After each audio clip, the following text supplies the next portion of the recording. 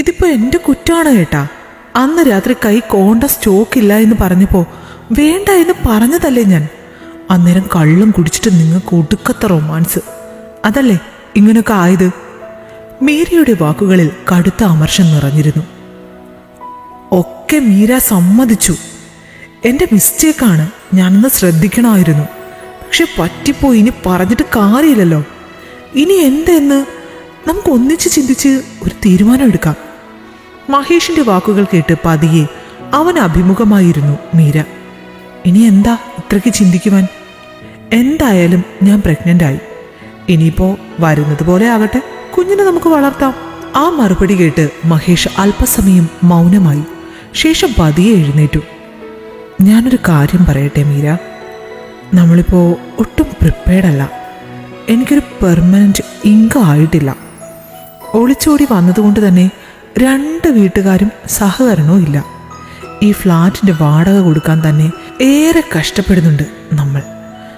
ഇതിപ്പോ വേണമെന്ന് വെച്ച് ചെയ്തതല്ല, അബദ്ധത്തിൽ സംഭവിച്ചതാണ്. സോ ഈ കുഞ്ഞിനെ നമുക്ക് ഒഴിവാക്കാം. നമ്മളൊന്ന് സെറ്റിലായ ശേഷം ഒരു കുഞ്ഞിനെ പറ്റി ചിന്തിക്കാം, അതല്ലേ ബുദ്ധി. ആ വാക്കുകൾ കേട്ട് അവിശ്വസനീയമായി നോക്കിയിരുന്നു പോയി മീര. കുഞ്ഞിനെ ഒഴിവാക്കുക എന്നത് അവൾക്ക് ചിന്തിക്കുവാൻ പോലും കഴിയില്ലായിരുന്നു. ഏട്ടാ എന്താണ് ഈ പറയുന്നത്? എൻ്റെ ഉള്ളിലുള്ളത് ഒരു ജീവനാണ്, നമ്മുടെ കുഞ്ഞ്. അതിനെ കൊന്നുകളയ എന്നാണോ ഏട്ടൻ പറയുന്നേ? അവളുടെ ഭാവമാറ്റം മഹേഷിനെ ഒന്ന് ഭയപ്പെടുത്തിയിരുന്നു. എടോ, ഒട്ടും പ്രിപ്പയർഡ് അല്ലാതെ കഷ്ടപ്പാടിലേക്ക് ആ കുഞ്ഞിനെ കൂടി കൊണ്ടുവരുന്നതിനേക്കാൾ നല്ലതല്ലേ ഇപ്പോഴേ ഒഴിവാക്കുന്നത്? മടിച്ചാണവൻ അത് പറഞ്ഞത്. എന്നാൽ കേട്ട് മൗനമായി അല്പസമയം നോക്കിയിരുന്നു മീര. ഏട്ടാ ശരിയാണ്, ഇപ്പോൾ ഒരു കുഞ്ഞു വേണ്ട എന്ന് തന്നെയാണ് നമ്മൾ തീരുമാനിച്ചിരുന്നത്. പക്ഷേ ഇതിപ്പോ സംഭവിച്ചു പോയില്ലേ. ഇനി അതിനെ കൊന്നുകളയാൻ എനിക്ക് മനസ്സ് വരുന്നില്ല. നമുക്കുള്ളത് കൊണ്ട് ഓണം പോലെ കഴിയാം. സാമ്പത്തിക ശേഷി ഇല്ലാത്തവരും കുടുംബമായി സന്തോഷത്തോടെ ഈ നാട്ടിൽ ജീവിക്കുന്നില്ലേ. എല്ലാം വിധി പോലെ നടക്കട്ടെ. പറയാൻ എളുപ്പമാണ് മീര, ബി പ്രാക്ടിക്കൽ. കാര്യത്തോടടുക്കുമ്പോഴേ അതിൻ്റെ ബുദ്ധിമുട്ടുകൾ അറിയുകയുള്ളൂ. നീ നല്ലവണ്ണം ആലോചിക്കേ. നമ്മുടെ കഷ്ടപ്പാടിലേക്ക് ആ കുഞ്ഞിനെ കൂടി കൊണ്ടിടുന്നതാണോ അതോ അതിനെ ഒഴിവാക്കുന്നതാണോ നല്ലതെന്ന്. അത്രയും പറഞ്ഞുകൊണ്ട് മഹേഷ് മുറി വിട്ടു പോകുമ്പോൾ നടുക്കത്തോടെ ഇരുന്നു പോയി മീര. കുഞ്ഞിനെ ഒരിക്കലും ഉപേക്ഷിക്കുവാൻ അവൾ തയ്യാറായിരുന്നില്ല. എന്നാൽ മഹേഷിന്റെ പ്രതികരണം കൂടുതൽ അവളെ ആശയക്കുഴപ്പത്തിലേക്കാക്കി. ഈ പ്രശ്നം സാധൂകരിക്കുവാനുള്ള ഒരു പോംവഴിക്കായി അവളുടെ തല പുകഞ്ഞു. വൈകുന്നേരം പുറത്തേക്ക് പോയ മഹേഷ് രാത്രി വളരെ വൈകിയാണ് തിരിച്ചെത്തിയത്. വന്നപാടെ അവൻ ബെഡ്റൂമിൽ മീരയ്ക്കരികിലേക്ക് ചെന്നു. മീര, എന്തായി തീരുമാനം? നിന്റെ തീരുമാനം പോസിറ്റീവാണെങ്കിൽ നമുക്കിനി അധികം വൈകിക്കേണ്ട. എൻ്റെ ഒരു ഫ്രണ്ടുണ്ട്, ഗൈനക്കോളജിസ്റ്റാണ്. അവളെ പോയി കണ്ടാൽ വേഗത്തിൽ കാര്യം നടത്താം. കേട്ടപാടെ മറുപടി ഒന്നും പറഞ്ഞില്ല മീര.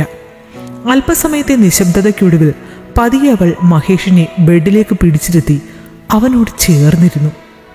ഏട്ടാ പ്ലീസ്, പെട്ടെന്നിങ്ങനെ ചോദിക്കല്ലേ. എനിക്ക് ഒന്നും ഉൾക്കൊള്ളുവാൻ കഴിയുന്നില്ല. ആകെ വല്ലാത്ത ഒരവസ്ഥയിലാണ് ഞാനിപ്പോൾ.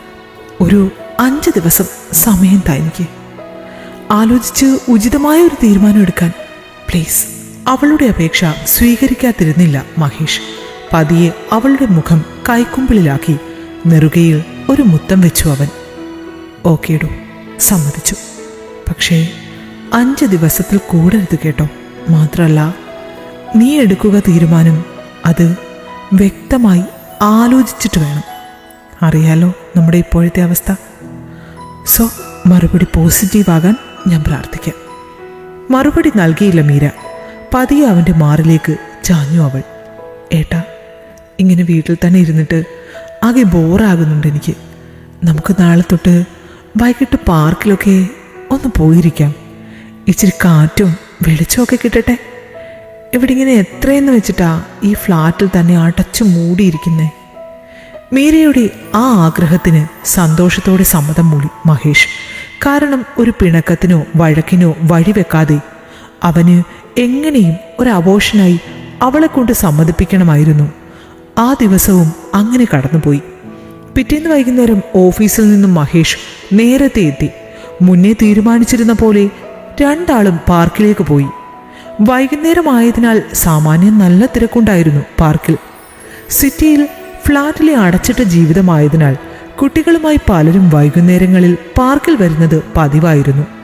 കുട്ടികളുടെ കളിയും ചിരിയും ഒക്കെയായി അവിടമേറെ മനോഹരമായി തോന്നി മീരയ്ക്ക്. എന്നാൽ മഹേഷിനാകട്ടെ നേരെ തിരിച്ചു. അബോർഷൻ എങ്ങനെയും നടത്തണം എന്ന ചിന്ത അവന്റെ മനസ്സിനെ അസ്വസ്ഥമാക്കിയിരുന്നത് കൊണ്ട് തന്നെ ചുറ്റുമുള്ള മനോഹര കാഴ്ചകളിലേക്ക് അവന്റെ ശ്രദ്ധ പോയില്ല. മാത്രമല്ല, കൊച്ചുകുട്ടികളുടെ കളിയും ചിരിയുമൊക്കെ കണ്ട് ഒടുവിൽ മീര എതിർപ്പ് പറയുമോ എന്നൊരു ഭയം കൂടി അവനിൽ ജനിച്ചു. മീര, ഇവിടൊക്കെ ആകെ ബഹളമല്ലേ, ഒരു പ്രൈവസി ഇല്ല. പിള്ളേരൊക്കെ കൂടി കുത്തിമറിഞ്ഞ് ആകെ ഒരു ഡിസ്റ്റർബൻസ്. നമുക്ക് തിരിച്ചു പോയാലോ? മീരയെ അവിടെ നിന്നും തിരികെ കൊണ്ടുപോകാനുള്ള ഒരു ശ്രമമായിരുന്നു അത്. പക്ഷേ വിജയിച്ചില്ല. പിന്നെ പതിയെ അവളുടെ ഇഷ്ടത്തിന് വഴങ്ങിക്കൊടുത്തു അവൻ. പതിയെ പതിയെ അവർ ആ ബഹളങ്ങളിൽ മുഴുകി. അന്നത്തെ ദിവസം അങ്ങനെ കഴിഞ്ഞു. പിറ്റേന്നും പതിവ് പോലെ വൈകുന്നേരം പാർക്കിലേക്കെത്തി അവർ.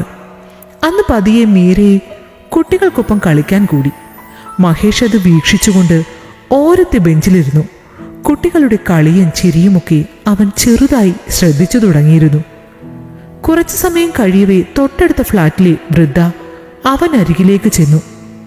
മോനെ, ഇവിടെ ഇരിക്കുവല്ലേ? ദേ, എൻ്റെ പേരക്കുട്ടി അവിടെ കളിക്കുന്നുണ്ട്, ഒന്ന് നോക്കിക്കോണേ. ഞാൻ ഫ്ലാറ്റ് പൂട്ടി ചാവി കയ്യിൽ കൊണ്ടുവന്നു. മോനിപ്പോ അവിടെ വന്ന് അകത്ത് കയറാൻ പറ്റാതെ നിൽക്കുക. ഞാനൊന്ന് ചാവി കൊണ്ടു കൊടുത്തിട്ട് വേഗം വരാം.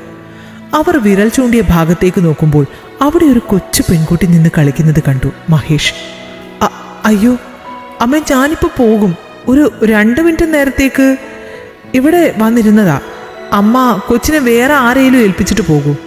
അവൻ ഒഴിഞ്ഞു മാറുവാൻ ശ്രമിക്കുമ്പോഴും അവർ നടന്നകന്നിരുന്നു.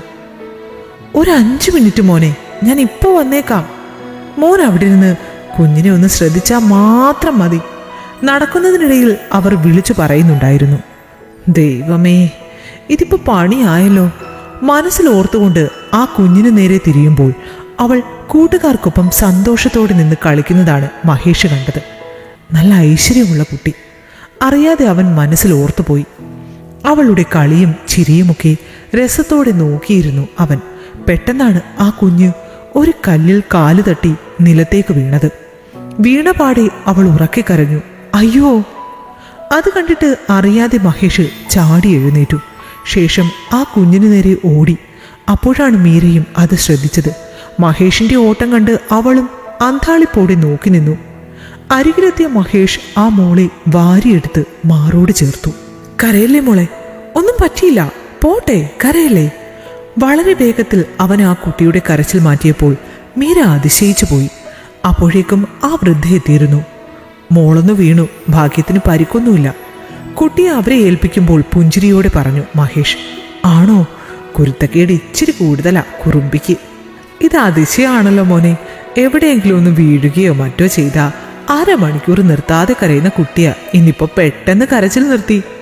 മോന് കുട്ടികളെയൊക്കെ നോക്കി നല്ല പരിചയമല്ലേ? ആ ചോദ്യം കേട്ട് അറിയാതെ മീരയുടെ മുഖത്തേക്ക് നോക്കിപ്പോയി മഹേഷ്. അവളാകട്ടെ വായ് പൊട്ടിച്ചിരിച്ചുപോയി. വൃദ്ധയുടെ ചുമലിലിരുന്ന് പോകുമ്പോൾ ആ കുട്ടി മഹേഷിനെ നോക്കി പുഞ്ചിരിച്ചു. നിഷ്കളങ്കമായ ആ പുഞ്ചിരിയിൽ അവൻ വീണു എന്ന് തന്നെ പറയാം. അന്ന് ആദ്യമായി ഒരു കുഞ്ഞിനെ വല്ലാതെ ശ്രദ്ധിച്ചു അവൻ. സത്യത്തിൽ ഇത് തന്നെയായിരുന്നു മീരയുടെയും ലക്ഷ്യം. 5 ദിവസം കൊണ്ട് ഒരു കുഞ്ഞു വേണമെന്ന ആഗ്രഹം മഹേഷിന്റെ ഉള്ളിൽ ജനിപ്പിക്കാൻ വേണ്ടി തന്നെയാണ് അവൾ അവനെയും കൊണ്ട് പാർക്കിലേക്ക് വന്നതും. എന്നാൽ 2-ാം ദിവസം തന്നെ ഇത്തരമൊരു ട്വിസ്റ്റ് അവൾ പ്രതീക്ഷിച്ചില്ല. നല്ല ക്യൂട്ട് മോള അല്ലേ മീര? അവർ പോയ ശേഷം മഹേഷ് പറഞ്ഞ വാക്കുകളിൽ എവിടെയോ സ്നേഹത്തിന്റെ വാത്സല്യത്തിന്റെ ചെറുതരികൾ കണ്ടിരുന്നു മീര. പിന്നീടുള്ള ദിവസങ്ങളിൽ ആ കുട്ടിയുമായി മഹേഷ് കൂടുതൽ അടുത്തു. അവളുമായി മാത്രമല്ല, മറ്റു കുട്ടികളെയും അവൻ ശ്രദ്ധിച്ചു തുടങ്ങിയിരുന്നു. പതിയെ പതിയെ അവർക്കൊപ്പം ഓരോ കളികളിൽ അവനും കൂടി തുടങ്ങി. ഇതിനിടയിൽ കുഞ്ഞിനെ വേണമോ വേണ്ടയോ എന്ന തീരുമാനം എടുക്കാനുള്ള ആ 5 ദിവസം കാലയളവ് മനഃപൂർവ്വം മഹേഷ് മറന്നു കളഞ്ഞു. എടോ, നീ പറഞ്ഞതാ ശരി. നമുക്ക് ദൈവമായി തന്നതാ ഈ കുഞ്ഞിനെ. പാർക്കിൽ ചെന്ന് കുട്ടികളുടെ കളിയും ചിരിയും ഒക്കെ കണ്ടപ്പോൾ എനിക്കൊരാഗ്രഹം. നമുക്ക് ഈ കുഞ്ഞിനെ കളയണ്ട, പൊന്നുപോലെ വളർത്താം. ഒരു ദിവസം തിരികെ ഫ്ലാറ്റിലേക്ക് നടക്കുമ്പോൾ മീരയെ ചേർത്ത് പിടിച്ചുകൊണ്ടുള്ള മഹേഷിന്റെ ആ വാക്കുകൾ പറഞ്ഞറിയിക്കുവാൻ കഴിയാത്ത വിധം സന്തോഷമാണ് മീരയ്ക്ക് സമ്മാനിച്ചത്. നിറകണ്ണുകളോടെ അവന്റെ മാറിലേക്ക് ചാഞ്ഞു അവൾ. പിന്നീടങ്ങോട്ട് അവർക്ക് സന്തോഷത്തിന്റെ നാളുകളായിരുന്നു.